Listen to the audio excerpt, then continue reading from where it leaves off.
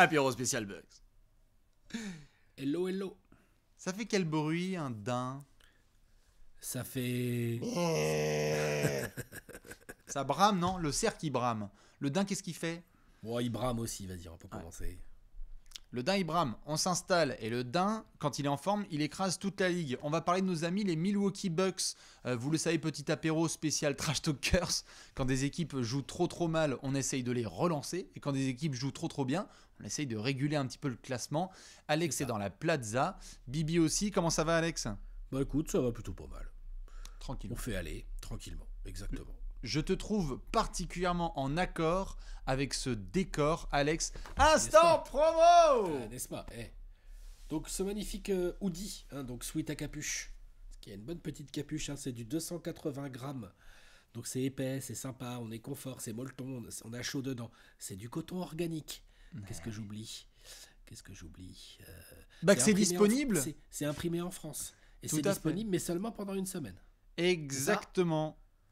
Et ça, c'est magnifique. Donc, vous Sur pouvez, le shop ceux de qui Trash veulent, Talk, bien évidemment. bien évidemment, vous pouvez aller dans le lien qui est en descro ci-dessous.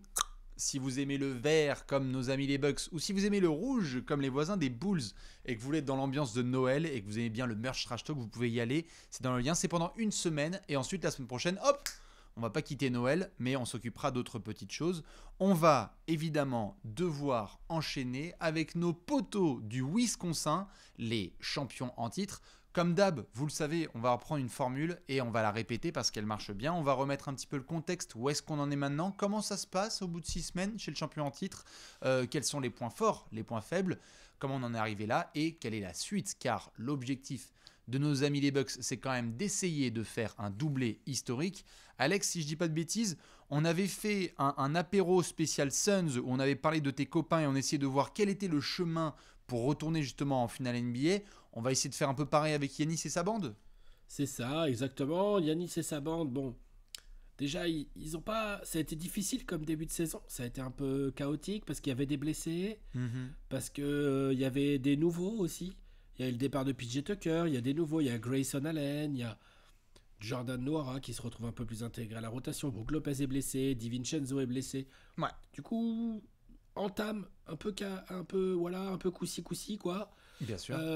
Sous les 50% pendant longtemps, pendant presque 15 matchs. Oui, même 15 matchs, puisqu'ils étaient... Oui, c'est ça, même 15 matchs. Et là, par contre, depuis 2 semaines et demie environ, là, par contre, là, ils ont fait non. Ils ont fait non. En fait, on s'est mal compris, en fait. Tout à fait. Donc, notre défense, elle est relou, et on va s'appliquer en attaque. C'est ça. Et donc, évidemment, ça coïncide à plein de choses. Tu as raison de le mentionner, Alex. Beaucoup de blessures. On va reparler d'actu parce qu'il y a certains qui ont vu un gros pivot avec un bandeau qui a joué à Golden State chez les Lakers, les Pelicans, les Rockets et ne sais-je tellement il a fait de franchise. On l'a oublié des Marcus Cousins, mais on en reparlera. Il y a eu des inquiétudes sur Brook Lopez. Jrue Holiday, tu as raison aussi de les mentionner. Il y a cette fameuse phrase. Je vous remonte le calendrier un petit peu pour vous donner une idée. Là, lorsque Yanis et sa bande se déplacent à Détroit le 3 novembre, on est sur 3 défaites de suite des Bucks. C'est une première pour la team Budenholzer à Milwaukee et même 5 défaites en 6 matchs. On a cette fameuse phrase de Yanis avec le sourire en conférence de presse après avoir battu les Pistons où il souffle en conférence de presse et il fait « J'ai cru qu'on tankait les gars ». Et il dit vraiment ça en rigolant parce que il est bon, le mec, moi il me fait marrer. Moi il est génial, il continue à dérouler sur les intérieurs de la ligue, il trempe des Oreos dans le lait et derrière il se fout de la gueule. Mais c'est vrai qu'il y a eu un peu d'inquiétude parce que Milwaukee n'était pas trop en rythme et il y a des équipes qui en ont profité quand même. Ouais, il y a des équipes qui en ont profité pour battre les Bucks, c'est toujours ça de prix. Dans une saison, t'as battu les Bucks en fait, c'est toujours ça de prix. Il y a des équipes qui ont eu moins de chance, qui les ont croisées là plus récemment. Donc là, ça a été beaucoup plus complicado. C'est ça. Et du coup, Milwaukee se repositionne dans la course, puisque Milwaukee n'est pas dans la course au tanking, comme le disait Yanis en rigolant. Milwaukee n'est pas dans la course au play-in non plus. Milwaukee est dans la course au top 3 de l'Est, et Milwaukee est dans la course au back-to-back, comme tu l'as dit, Bastien, en début de vidéo. Tout à fait. Donc pour ça, faut quand même avoir le meilleur bilan possible, déjà dès la régulière. Donc effectivement... je vous le mets là le classement là sous les yeux. Ils sont 5e. C'est ça. sont 5e après avoir été hors du top 10. On s'est demandé si les Bucks allaient faire le play-in tournament. Et là, maintenant, ils sont 5e sur une belle série de 7 victoires de suite. Alex, autant être quand même honnête avec le peuple, parce qu'on l'a toujours été sur les autres franchises. Milwaukee, sur sa série, ça bat le Thunder, 2 fois Orlando, Détroit et Indiana. Il n'y a quasiment pas de gros match parce qu'en fait, Denver, c'était le Denver avec personne. Oui. Il y a du Lakers, bon, il y a les Lakers. Les Lakers, où ils étaient un petit peu plus en forme, allez. Ouais, les Lakers et Indiana, quoi, on va dire. Allez. C'est ça. Et Indiana, depuis le début de saison, on peut pas dire qu'ils nous font rêver. Hein. Tout à fait. Ça, il faudra peut-être qu'on en parle à un moment donné. Ça. Bien sûr, on parlera de Rick Carey et de nos amis les Pacers. Alex, sur cette série de victoires, il y a un truc qui coïncide. Parce que si je dis pas de bêtises, il y avait un garçon qui n'était pas là. Et comment il s'appelle déjà ? Ah oui, Chris Middleton. Il est revenu depuis 7 matchs. C'est marrant ça. Il est revenu, dis donc, puis hop, ça gagne. C'est marrant comme ça. On l'oublie tellement quand même, Chris Middleton. C'est clair. Et pourtant, il est revenu, entre guillemets, de manière discrète. Je veux dire, ça. Il n'est pas encore. On voit bien qu'il n'est pas encore à 100%. Non. Il n'est pas encore dans ses pourcentages de tir habituels du tout. Hein. Chris Middleton shoot mal en ce début de saison. C'est rare pour Chris Middleton. C'est vrai, Chris Middleton, normalement, c'est un mec, il est à 50% au tir, 40% de loin. Bonjour, voilà, merci, c'est bon. Ah, mais c'est un 50-40-90, ouais, tout à fait. C'est pas du tout le cas, là, sur ce début de saison, donc il faut encore qu'il se règle. Giroud, c'est pareil, hein. Giroud, il y a eu une petite blessure au début, il a fallu qu'il se règle, qu'il revienne et tout, donc lui aussi, il y a un peu de temps. Comme en plus, ils ont des nouveaux coéquipiers dans le 5 majeur, vu que DiVincenzo et Brook Lopez sont blessés, tout est plus compliqué en termes d'orga, même si, je veux dire, Grayson Allen, super. Lui, c'est Buck one day, Buck forever, quoi. Hein, l'autre, ouais. Ça c'est sûr et certain. Hein, il y a quelque chose à lui comme ça. Jordan Nwora, bah écoute, il propose des choses pas inintéressantes. Bobby Portis, il fait ce qu'on lui demande de faire. Vraiment. C'est vrai, hein, en sortie de banc. Et même dans la intégré rotation, dans le 5 t'as George Hill. Maintenant, il est dans le 5 majeur parce qu'il n'y a pas Brook Lopez, mais disons qu'il est dans la rotation. T'as George Hill qui est dans la rotation également. Je suis en train de regarder un peu les minutes là chez les. Ouais, c'est ça, et pas de Connaughton. Donc, vas-y. Non, mais j'allais dire en soi, l'apport de Bobby Portis, on avait parlé et tellement on était content de la prolongation, de la re-signature de cet été parce qu'elle était à un prix tellement cheap.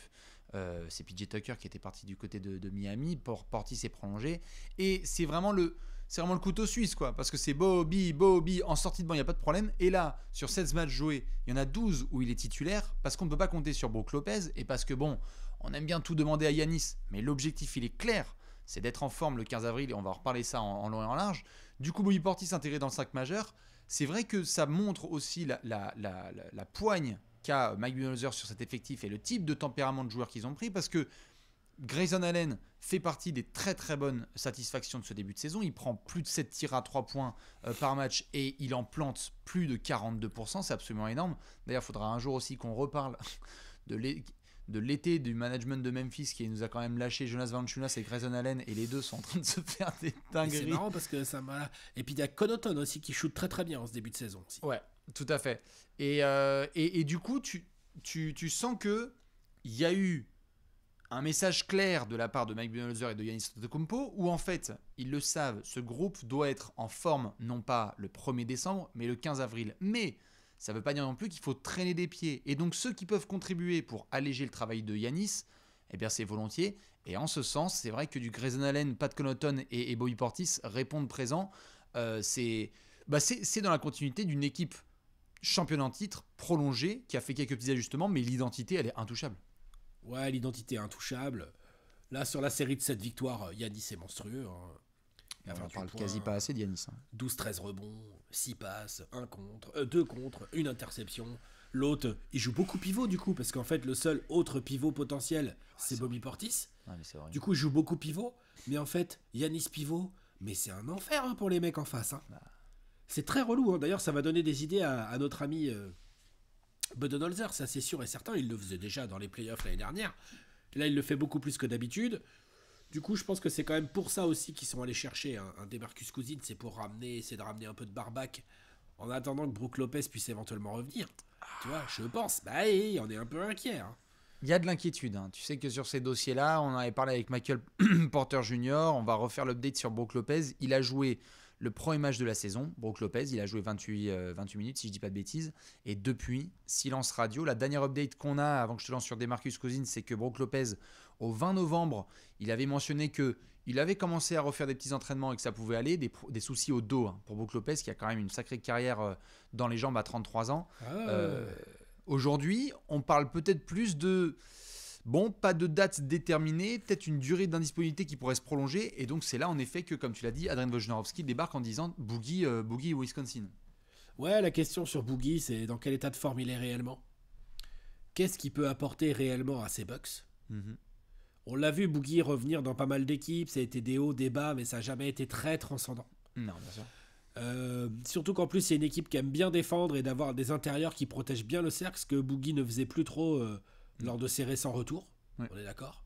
Donc je suis pas persuadé qu'il va avoir beaucoup de temps de jeu, clairement. En plus Bobby Portis fait le boulot et Giannis peut jouer 5. Pour moi Boogie c'est un bouche-trou de 10 minutes quoi. C'est un bouche-trou de 10 minutes en 5. Voilà. C'est ça. Et puis les soirs où il est un peu chaud et il te met 8 points, bah t'es content. En fait. Tout à fait, sachant qu'en plus tu peux avoir un petit peu le double profil avec Boogie et c'est le seul truc que je peux voir fonctionner avec lui, c'est que Milwaukee, on le sait, ça reste quand même beaucoup de grosses défenses. Excusez-moi, c'est l'ambulance qui passe avec la moitié du staff des Bucks dedans. On sait que ça reste quand même une équipe qui va galoper, qui est top 10 de la NBA en pace, donc ça court, et ça prend des 3 points pas mal en transition, hein. Ça reste une équipe qui a des très très hauts volumes de shoot à 3 points tentés. Dans ce sens, tu te dis, DeMarcus Cousins, bon, un peu compliqué, mais par contre, si tu te retrouves dans des match-ups un petit peu plus relous au printemps, et que là tu as besoin de demi-terrain et d'un mec qui provoque des fautes, ou qui est capable aussi de shoot à 3 points, parce que Boogie, on l'oublie souvent, mais c'est un mec qui a quand même un bout de poignet, il pourrait être utile, mais pas plus de 10 minutes, un quart d'heure, comme tu l'as dit. Ouais, je pense aussi. Ouais. Les soirs où il est un peu chaud, j'ai dit 8 points, je suis peut-être un peu vache, ça va être 12-14, mais pas plus. Ouais, c'est sûr. Mais c'est vrai qu'il peut mettre des 3 et que dans ce sens, il est intéressant. Bah, comme Portis, hein. Portis, il est obligé de shooter à 3 points dans le système des Bucks. Hein. Ah bah forcément. De toute façon, si tu shootes pas à 3 points dans le système des Bucks, bah tu t'appelles au max Giannis Antetokounmpo et sinon c'est tout. C'est-à-dire qu'il faut attirer toutes les défenses de la planète et après kick out vers un garçon qui est libre.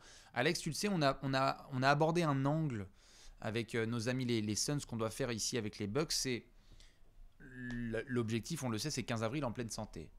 Et s'il y a bien un management qui nous régale depuis quelques mois et années, c'est quand même celui de Milwaukee. Quand on approche là du 15 décembre, des fameux mois de janvier et de février où tu peux faire des petits moves, ils ont récupéré PJ Tucker. Quel est le type de joueur que le management de Milwaukee pourrait ou devrait viser selon toi afin de s'armer au max avant les playoffs? Bah, en fonction de ce que donne Boogie à l'intérieur. Ouais. En fait, je me trompe ou ils n'ont pas vraiment remplacé PJ Tucker? Non, ils font des tests avec Semi Ojeleye et voir ce que ça peut donner, mais bon, c'est pas... voilà, donc éventuellement, ce genre de profil. Trouver des PJ Tucker à la deadline, je leur souhaite bon courage. Non, ça va pas être simple, mais ils l'ont bien réussi une fois déjà. Pour moi, c'est ce profil-là. Sur le reste... tant que Grayson Allen et Pat Connaughton shoot comme ça, t'as Jrue Holiday, t'as George Hill, t'as Chris Middleton, je peux dire que sur les extérieurs, c'est pas mal Milwaukee. Hein. Ouais, c'est ça, il n'y a pas vraiment d'inquiétude. En fait, on a juste envie d'avoir ce groupe au complet. On a envie de voir ces Bucks champions en titre pouvoir rejouer ensemble, parce que pour le moment, ça n'a vraiment pas été le cas. Même le premier match de la saison, hein, t'avais pas Dante, donc quand est-ce qu'on va... C'est comme s'il y avait un côté un peu fantastique, là, actuellement, Alex, d'imaginer un match où t'as Brook Lopez, Dante DiVincenzo, Jrue Holiday, Giannis et Chris Middleton. Ça paraît être l'ancienne époque, quoi, parce qu'il y a tellement de choses qui se sont passées depuis. C'est ça, on a l'impression que c'est tellement loin. Mais bon, ils sont bien équilibrés quand même. Parce qu'on dit, ouais, qu'est-ce qu'ils pourraient ajouter et tout. Ils ont quand même déjà une belle équipe, je te dis. Ils n'ont pas vraiment remplacé le profil de PJ Tucker, mais c'est tout. Hein.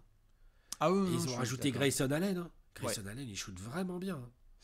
Peut-être, allez, si on tâtonne, j'aimerais bien un plus grand Pogostic en protecteur d'arceau, parce qu'il y a de la barbaque en soi avec DeMarcus Cousins pour remplacer potentiellement Brook Lopez, mais il n'y a que Giannis, lorsque Brook Lopez n'est pas là, il n'y a que Giannis en véritable protecteur d'arceau. Ouais, c'est vrai. Ils n'ont pas un autre contreur. Et c'est pas une équipe qui réalise énormément de contres là cette saison, alors qu'ils sont capables d'être un peu meilleur. Je ne serais pas contre l'addition d'une... Si ça marche pas avec Cousins, d'avoir une Barbac, mais qui est un peu plus en protection d'arceau, parce que Milwaukee a tout ce qu'il faut en attaque pour pouvoir punir dans tous les sens. Je veux bien voir si t'as pas des petits ajouts à la PJ Tucker, ou défensivement, en fait, quand tu affrontes les Nets, quand tu affrontes d'autres équipes comme ça en playoff, t'es content. Ouais, c'est clair. Après, les Nets, on sait très bien qu'il faut les jouer un peu small ballisés, hein, donc on verra. Mais ouais, effectivement. Après, ce qui va être intéressant de suivre aussi, c'est comment ils vont s'inscrire dans la durée avec cette série qui commence.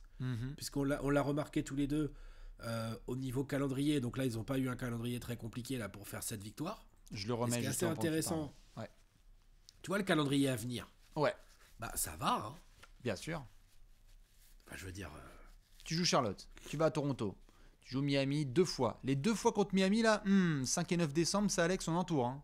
Ouais, c'est des gros matchs. Mais après, regarde, il y a Houston, New York, bon... Ah non, mais c'est clair. Après, t'as Indiana, Pelican. Bon, t'as les Cavs. Les Cavs, c'est une équipe un peu chiante à jouer cette année, hein, clairement. Mais t'as quand même...